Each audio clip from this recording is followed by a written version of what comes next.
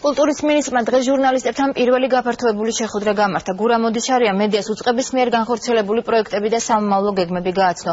მინისტრმა თავის გამოსვლაში ყველაზე დიდი დრო იშხნის ირგვლივ დაწყებულ სამუშაოებზე საუბარს დაუთმო. მისი თქმით, ხვალ იშხანში გაემგზავრება ქართველი არქეოლოგი, რომელიც გუშინ აღმოჩენილ სამარხებთან დაკავშირებით ვითარებას დეტალურად შეისწავლის. ერთსაათიან შეხვედრაზე გურამ მოდიშარიამ ლევილის გადმოცემის, თელავის ბატონიშვილთა სასახლისა და მცხეთის რეაბილიტაციის საკითხებზეც ისაუბრა. კიდევ ერთი საკითხი, რომელსაც მინისტრის შეეხო ქვეყანაში გამართული კულტურული ღონისძიებები იყო.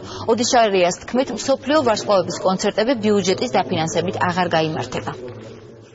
ჩვენ ასეთ ფულს, როდესაც ვარსკვლავი ჩამოდის, ვერ დავხარჯავთ, ან არ დავხარჯავთ, იმიტომ რომ თქვა ბოჩელი ან სტინგი ჩადის გერმანიაში, ჩადის საფრანგეთში და იქ ჩვეულებრივად ბილეთს ყიდულობენ და შედიან და უყურებენ. ჩვენ პროგრამულ დაფინანსებაზე გადავალთ, პროგრამულ დაახლოებით 20 მილიონი ლარის თხოვენ ჩვენ, რომ აუცილებლად გვაახლეთ სპეციალისტი, არქეოლოგი და აი დღეს უკვე ფაქტობრივად მიდის შერჩევა თუ რომელმა ესე იგი სპეციალისტმა ეს